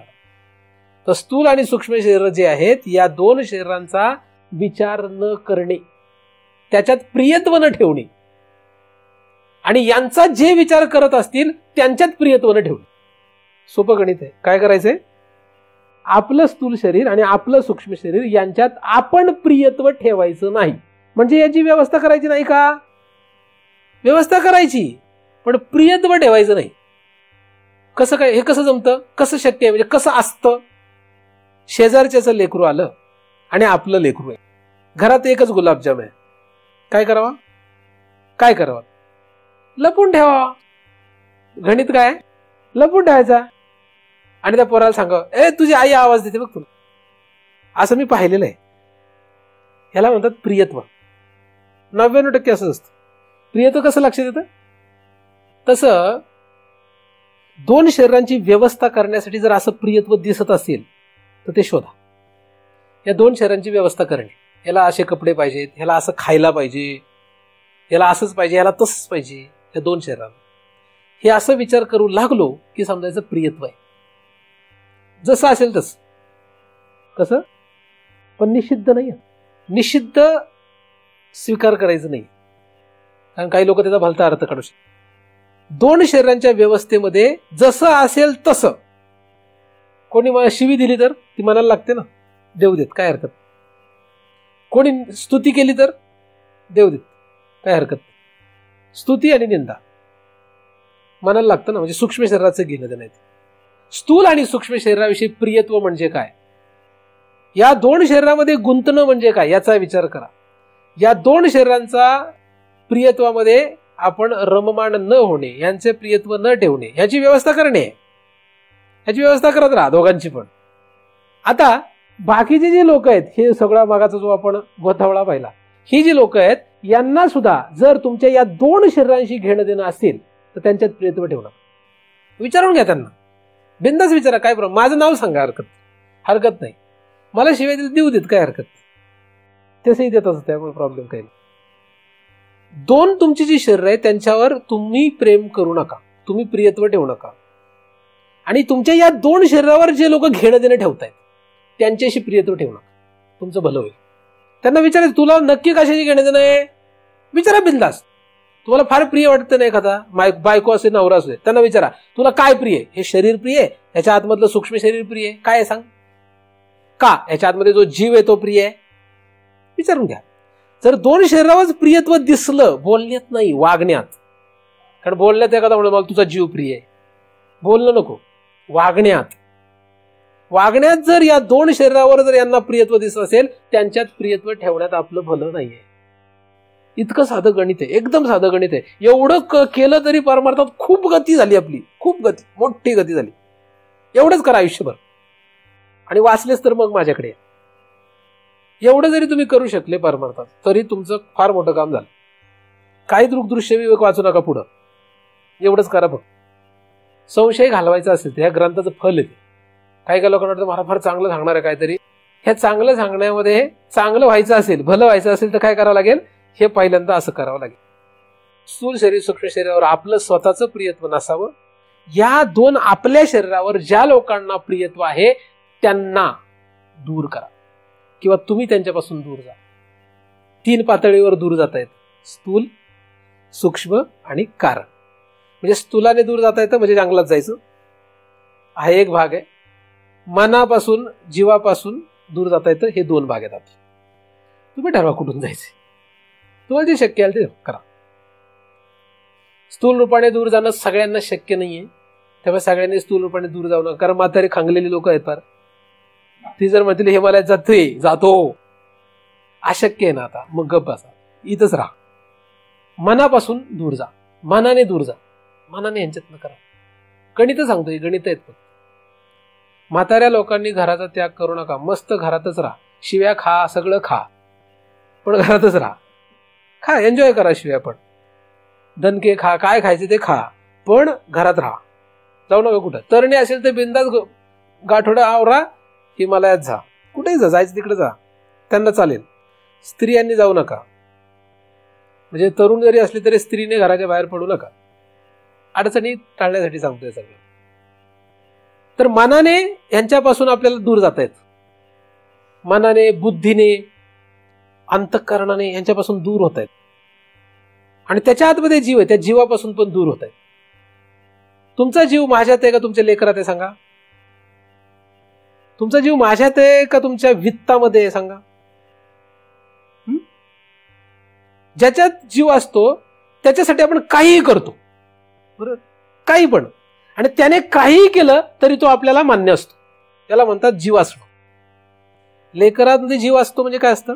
लेकरात जेव्हा जीव असतो तेव्हा लेकराने काहीही केलं, चांगलं काय आणि वाईट काय, जगातलं उत्कृष्टातलं उत्कृष्ट पाप केलं, सर्वोत्कृष्ट पाप केलं त्याने, तरी तो आपल्याला प्रिय असतो. ह्याला म्हणतात जीव असणं. आणि अत्यंत उत्कृष्ट, सर्वोत्कृष्ट कामगिरी केली तरी तो प्रिय असतो. ह्याला म्हणतात जीव असणं. ठीक आहे. तर आपला जीव कशात आहे हे आपल्याला शोधावं लागेल. तर जीवाने दूर जाता येतं. जीव कशात गुंतला पाहिजे? महाराजात जीव गुंतू नका. कशात जीव गुंतवायचा आहे? ज्याच्यापासून आपलं भलं होणार आहे त्याच्यात जीव गुंतवायचा. काही लोकांचा असा गैरसमज आहे. काही लोकांच्या घरचे लोक त्यांना सांगत असतील किंवा बडबडत असतील, ओरडत असतील, तुम्ही त्या महाराजाच्या नादी लागलेत, महाराजांनी वाटोळ करून टाकलंय आमचं, असं काहीतरी गडबड होत असेल. होते ती, त्यात काय अनवल नाही. तुम्ही महाराजात जीव इथे येऊन जर माझ्यात जीव गुंतून बसले तर तुमचं वाटोळच आहे खरं. माझ्यात जीव गुंतवायचा नाही, जे श्रेयस आहे त्याच्यात जीव गुंतवायचा. माझ्यात जीव गुंतवण्याचं कारण काय? मी जर तुम्हाला श्रेयस वस्तू दाखवणार असेल तरच माझ्यात जीव गुंतवा, नाही तर गुंतू नका. माझ्याकडून तुम्हाला श्रेयश्च काय आहे हे कळणार असेल तरच जीव गुंतला पाहिजे, नाहीतर जीव गुंतू नये.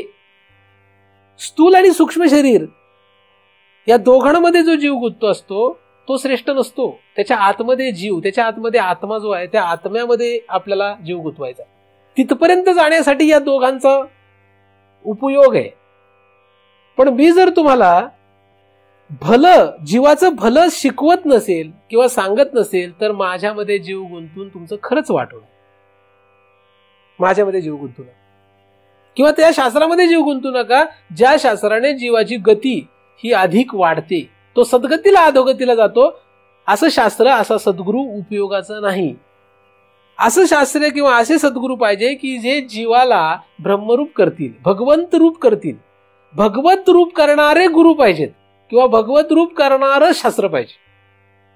आणि ते तेव्हाच शक्य आहे जेव्हा आपण यांच्यातलं प्रियत्व हटू, म्हणजे नामरूपातलं प्रियत्व हटू. ते तेव्हाच शक्य आहे जेव्हा हे नामरूपात्मक जगत जे आहे हे फेसासारखं आहे, त्याने तहान भागत नाही, हे आपण आचरणात आणू. तर आई बापांना शिकवा की बाबांनो, भलं कशात आहे? भगवत प्राप्तीमध्ये भलं आहे.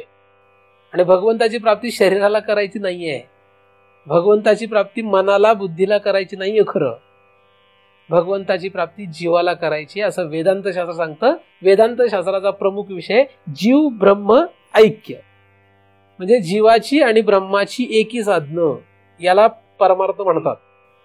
त्यामुळे आई बापांना हे सांगा, बायकोला हे सांगा. घरी गेल्यानंतर आज प्रत्येकाने आपल्या नवऱ्याला, आपल्या बायकोला, आपल्या जे कोणी तुम्हाला प्रिय वाटतात, ते तुम्हाला प्रिय समजतायत, त्यांना समजावून सांगा की बाबा रे, भलं कशामध्ये? जीव भगवत रूप करण्यामध्ये भलं आहे, हेच खरं भलं आहे. हे त्याला पटवून द्या, शिकवा त्याला. बाकीचं पटतंय ना सगळं तुमचं, मग हे का नाही पटणार? पटायला पाहिजे ना. का नाही पटत? का नाही पटत? कारण आपल्यालाच पटलं नाही अजून, म्हणून गडबड. आपल्याला पटलं तर त्यांना आपण पटवून देऊ. नाही, माझ्या आई असू देत, बाप असू देत, बायको असू दे, कोणी असू दे, सगळ्यांना हे पटवून द्यायचा प्रयत्न करतोय. ज्यांना नाही पटत ते राहत नाहीत. एक तर ते राहत नाहीत, नाहीतर आपण राहत नाही. दोन्ही ते भलंच. पटवून द्या त्यांना, ठीक आहे? त्यांना पटवून देता नाही आलं, काही नाही, आपोआप तुम्ही पुढे या मार्गात राहू शकणार नाही. तुम्ही या मार्गात राहावंच असा काही आपला हट्ट अजिबात नाहीये, नाही काय? असं काय हट्ट आहे का? आपल्याला कोणी हट्ट केलाय काय? तुम्हाला जर या शरीराची व्यवस्था करण्यामध्ये आनंद वाटतोय, तुम्ही ते करा. कशाला विनाकारण इकडे टंगळ मंगळ करताय? न धड ते न धड हे, तेलही गेले तुपही गेले, हाती धुपाटणे आले, नाही का. मनुष्य जन्म दुर्मिळ आहे. मनुष्य जन्म हा एकदाच मिळतो. 840 परार्ध वेळा जन्म घेतल्यानंतर, एक एक योनी कोटी कोटी फेरा, तेव्हा लागे वारा मानवाचा. त्यामुळे आज सावध व्हा. या जन्मामध्ये, मनुष्य जन्मामध्ये जीवाचं भलं कशात आहे याचा विचार करा. शरीराचं भलं कशात आहे याचा विचार अजिबात करू नका. स्थूल शरीर, सूक्ष्म शरीर हे रूपवान जास्त आहेत म्हणून त्यांचा आपण इथे प्रामुख्याने विचार केलेला आहे. ही दोन शरीर नाम या कक्षेमध्ये येतात, रूप या कक्षेमध्ये येतात. आणि हे नाम आणि रूप हे या ठिकाणी सांगितल्याप्रमाणे फेसासारखे असल्यामुळे त्याच्यापासून तहान भागू शकत नाही. म्हणून दोन, स्थूल आणि सूक्ष्म, या प्रपंचाचा विचार करणारी लोक फेसापासून पाणी पिण्याचा, फेसापासून तहान भागवण्याचा विचार करतायत. त्यामध्ये आपण राहू नका. हेच या चिंतनामधून लक्षात घ्या की यामध्ये रममाण राहू नका. हा विचार सोडा, तो तुम्ही करत राहा पण विचार सोडा तो पहिला, की याच्यामध्ये राम नाहीये, याच्यामधून काही तहान भागणार नाहीये. तहान भागवायची तर तुमच्या शरीरातला असलेला जीव जो आहे त्याची तहान भागवा. त्याला काय करणं गरजेचं, त्या जीवाचा विचार करा, त्या जीवाच्या गतीचा विचार करा आणि ती तहान भागवण्याचा प्रयत्न करा. हे जर तुम्ही कराल तर तुमचं भलं होईल. आपल्याला याची काळजी नसावी की उद्या आपल्याला कुठली साडी घालायची, उद्या कुठला ड्रेस घालायचा, उद्या काय खायचंय, परवा काय, किती पैसे कमवून ठेवायचे, याचा विचार करू नका. कुठल्या गाडीत बसायचंय का चालत जायचंय याचा विचार करू नका. विचार कशाचा करा, जीवाची गती काय होणार आहे याचा विचार. आणि मला माहिती आहे तुम्ही हे कराल का नाही यावर फार मोठी मला शंका आहे. पण जो कोणी हे करू शकेल तो हजारो मधला एखादा असेल तरी चालेल. जो कोणी हे करू शकेल तोच पहिल्या चरणामध्ये आलेल्या सच्चिदानंद या स्वरूपापर्यंत जाऊ शकतो. तेव्हाच त्याला लक्षात येतं की सृष्टी ही ब्रह्मरूप आहे. ते होण्यासाठी, तो अन्वय होण्यासाठी हा व्यतिरेक करा. हा व्यतिरेक केला तर अन्वय होईल. अन्वयाने ब्रह्म, जगत हे ब्रह्मरूप ठरत नाही. अन्वयाने कधीही जगत हे ब्रह्मरूप ठरत नसतं. व्यतिरेक केल्यानंतर जो अन्वय सापडतो त्याने जगत हे ब्रह्मरूप ठरणार आहे. लोकांचा गैरसमज आहे काही काही लोकांचा. काही काही लोक म्हणतात काय नाही सगळंच ब्रह्म आहे. तो सिद्धांत आहे, तो अन्वय सिद्धांत आहे आणि तो व्यतिरेकानंतर येत असतो, अन्वयाने येत नाही डायरेक्ट. पण आपण काय करतोय, उलट पुलट काहीतरी करतोय. असं चुकीचं ज्ञान घेऊ नका. अशी चुकीची परंपरा कोणी जर पाळत असेल तर त्याचं दुर्दैव आहे. व्यतिरेक करायलाच पाहिजे. व्यतिरेक हा काय, जीवावर लक्ष द्या, स्वतःच्या आणि दुसऱ्याच्या पण. मी म्हणतो तुमच्या बायकोचा तुम्ही उद्धार करा, तुमच्या नवऱ्याचा उद्धार करा. नवऱ्याला शिकवा की बाबा रे तुझ्या आतमध्ये जो जीव आहे तो महत्वाचा आहे, तो मेल्यानंतर कुठे जाईल त्याचा विचार करूयात आपण दोघे. तुला मी प्रिय आहे ना, मला पण तू प्रिय आहेस. पण कधी, जेव्हा आपण एकमेकाच्या जीवाचा विचार करू, त्या जीवाच्या गतीचा विचार करू, तर आपल्याला ते प्रिय. ते जर आपल्या शरीराचाच विचार करतायत फक्त, जे मढ उद्या जाळायचंय, तर काय त्यांना आपल्याशी प्रियत्व आहे, काय घेणं देणं त्यांना आपल्याशी, खरं तर नाहीच आहे. तर जे कोणी प्रिय तुम्हाला वाटतात, ज्यांना कोणाला तुम्ही प्रिय वाटताय, त्या प्रत्येकाला हे सांगा काय, की आपल्याला काय करायचंय, ह्या आतमध्ये असलेल्या जीवाचा विचार करायचा आहे. कारण हे शरीर खाली राहणार, हे शरीर उरलेली लोक जाळणार आहेत आणि काही दिवस रडून नंतर पुन्हा आपल्या मार्गाने जाणार आहेत. तर असला काही विचित्र विचार करत बसू नका. हा विचित्र असलेला, ओकून टाकावा असा असलेला, हा कटकट असलेला हा असा संसार, याच्यातून बाहेर पडा, झडझडोनी व्हायला नाही. आणि ये भक्तीची हे वाटे लाग, ह्या भक्तीच्या वाटेने निघ. ये भक्तीची हे वाटे लाग, जिया पावसी अव्यंग निज धाम माझे. ते जर प्राप्त करायचं असेल तर हे झडझडोनी व्हायला निघ. व्हायला निघ म्हणजे कसं निघायचं, व्हायला नाही निघायचं.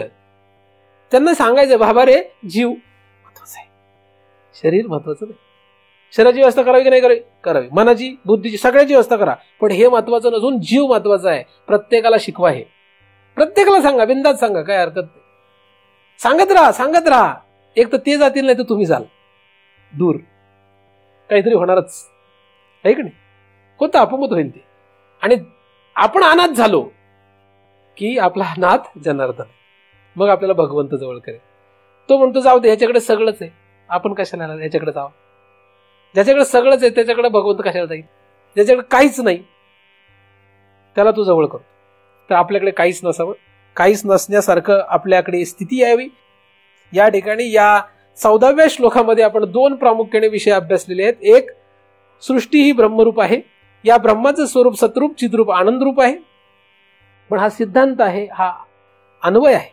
हा कळण्यासाठी पहिल्यांदा अब्धो फेनादिवत सर्व नामरूप प्रसारणा हा जो व्यतिरेकाचा अभ्यास आहे तो करणं गरजेचं आहे.